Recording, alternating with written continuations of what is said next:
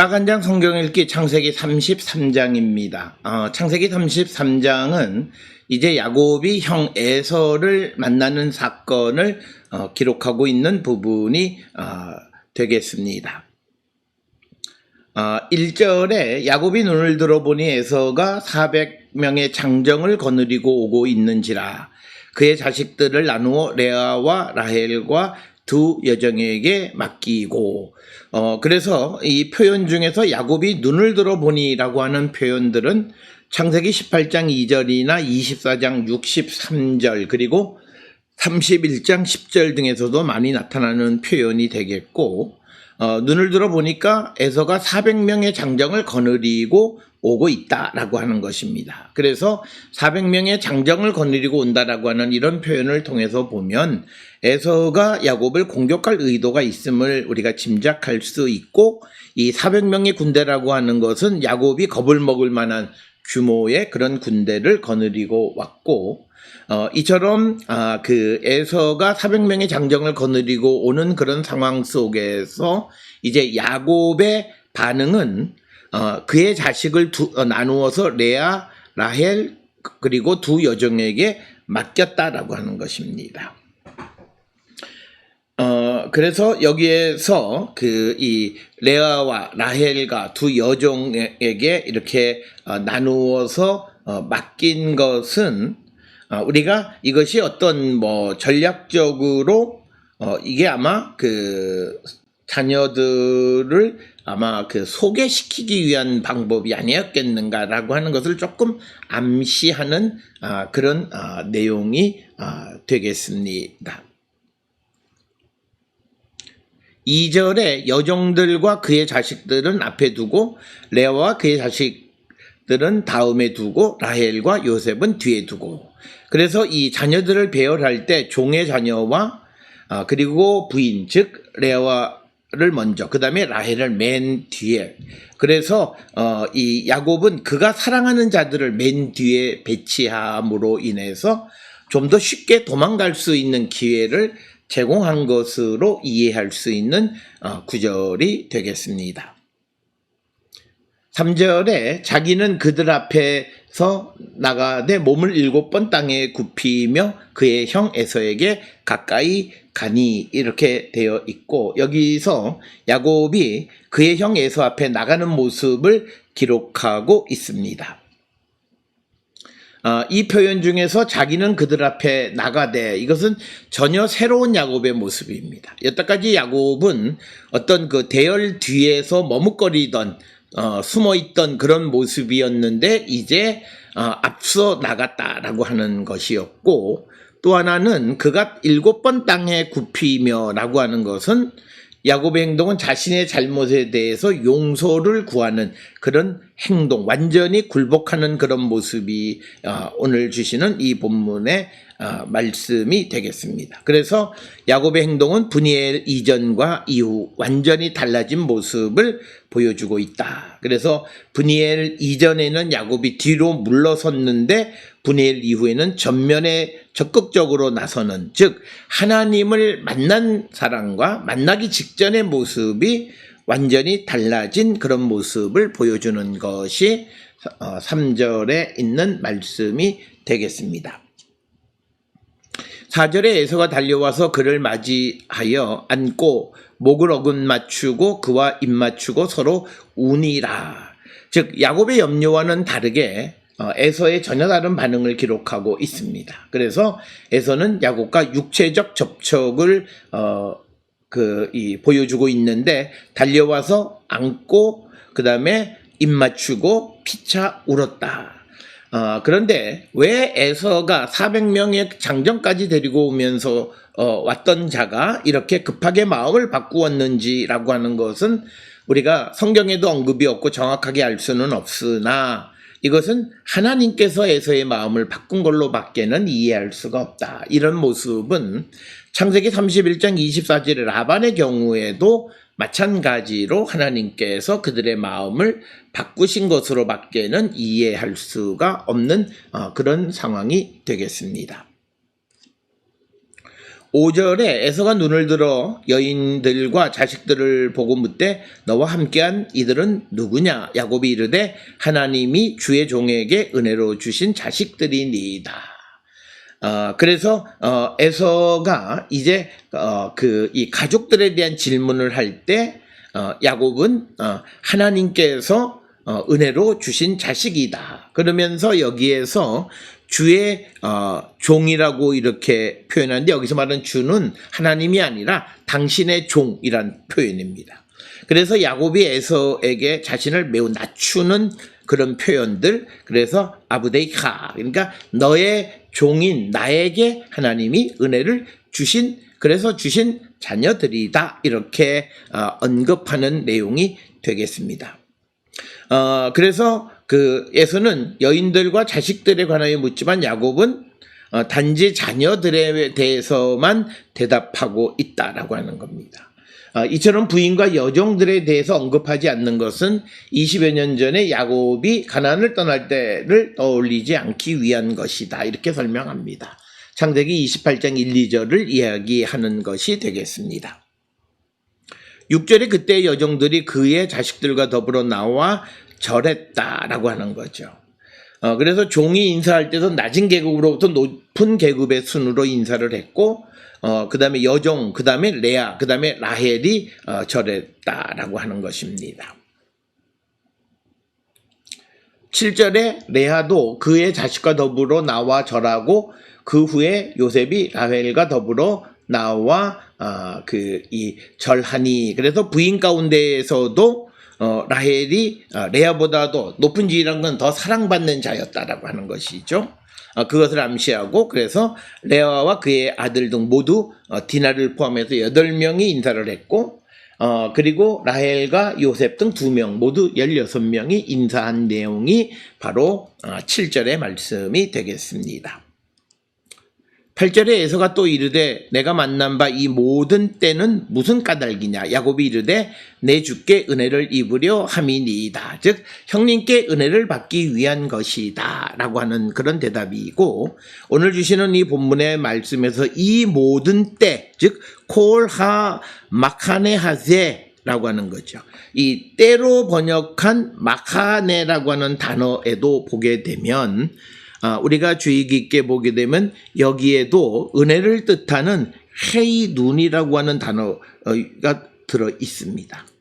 그래서 은혜를 뜻하는 헨이 포함이 되어 있기 때문에 이때가 은혜와 연결되어지는, 그래서 이런 표현들을 우리가 흔히 워드 플레이라, 이렇게 언어 유희다, 이렇게 이야기합니다.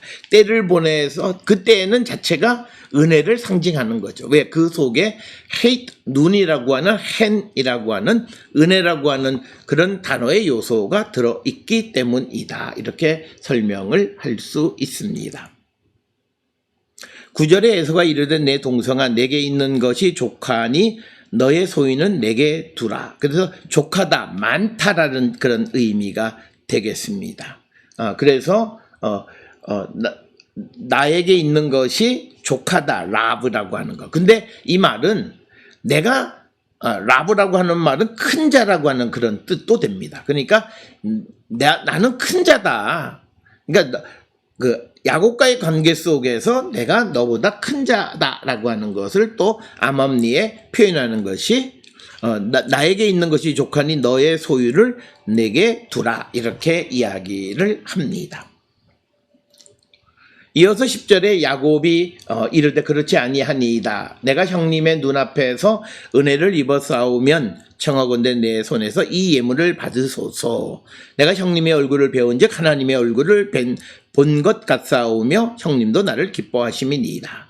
오늘 주시는 이 표현에서, 즉 내가 형님의 얼굴을 배운즉 하나님의 얼굴을 본 것과 같다라고 하는 것, 이 표현은 형님에 대해서 매우 칭찬하는 거죠. 그러니까 라이티 파네하 키르오트 프네이 엘로힘, 이런 뜻이죠. 그러니까 내가 형님의 얼굴을 보니까 하나님 얼굴로 본 것 같아. 이것은 매우 칭찬하는 그런 표현이고, 그러니 나의 예물을 받으소서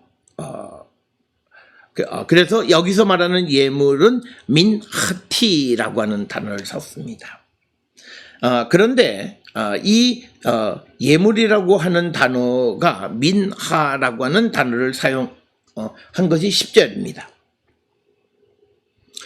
그런데 11절에 하나님이 내게 은혜를 베푸셨고 내 소유도 좋가오니 청하건대 내가 형님께 드리는 예물을 받으소서 하고 그에게 강권하며, 여기에서 예물이라고 하는 것은 비르카티라고 하는 거. 그래서 브라카라고 하는 거. 이게 원래는 축복이에요. 그런데 이 축복이라고 하는 말은 뭐냐면, 이것은 비르카티, 나의 예물이라는 말이 아니라 사실은 뭐냐면 나의 인사를 받으소서, 인사를 하면서 물질들을 가지고 온 거죠.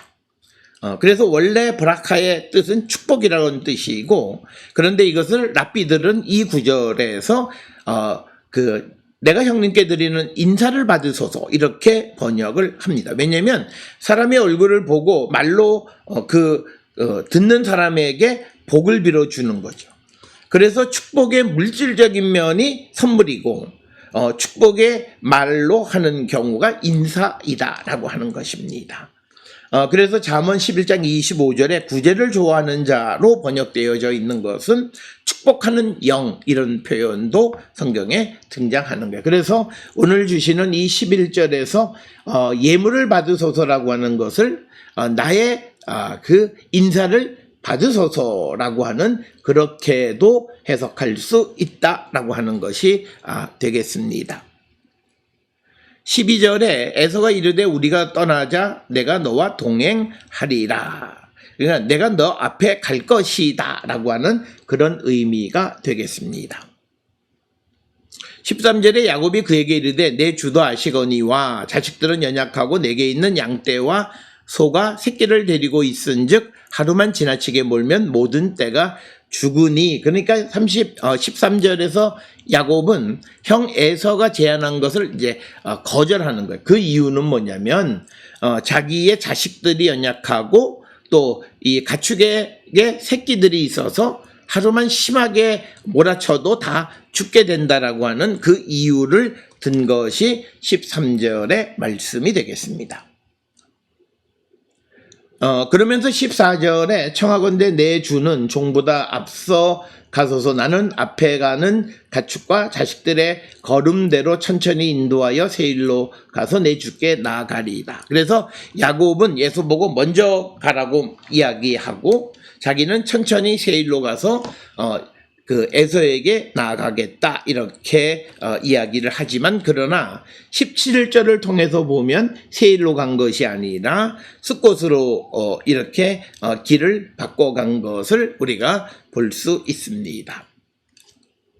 15절에 에서가 이르되 내가 내 종 몇 사람을 너에게 머물게 하리라. 야곱이 이르되 어찌하여 그리하리까? 나로 내 주께 은혜를 얻게 하소서. 그러니까 15절에서는 또 에서가 자기의 종을 야곱에게 남겨두겠다라고 이야기하지만 또 그것도 거절하는 거죠. 그러니까 뭐냐면 에서의 도움을 받으면 에서가 받은 선물에 대한 대가를 다하기 때문에 야곱이 에서로부터 은혜를 받지 못한다라는 그런 생각 때문입니다. 그래서 내가 내 주께, 즉 형님에게 은혜를 얻게 해달라. 그러니까 종들을 머물게 하지 말라라고 하는 그런 의도가 되겠습니다.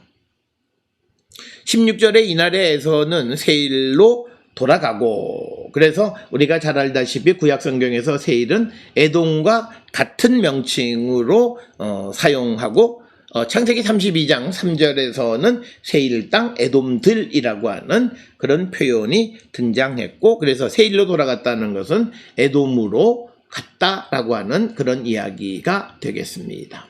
자, 그 다음에 이제 17절에 야곱은 숫곳에 이르러 자기를 위하여 집을 짓고 그의 가축을 위하여 우리간을 지었으므로 그 땅 이름을 숫곳이라 부르더라. 그래서 이제 17절에서는 야곱이 숫곳에 머무는 그런 이야기를 기록하고 있는데, 이 숫곳이라고 하는 것은 야복강변에 위치하고 있는 곳이 되겠습니다.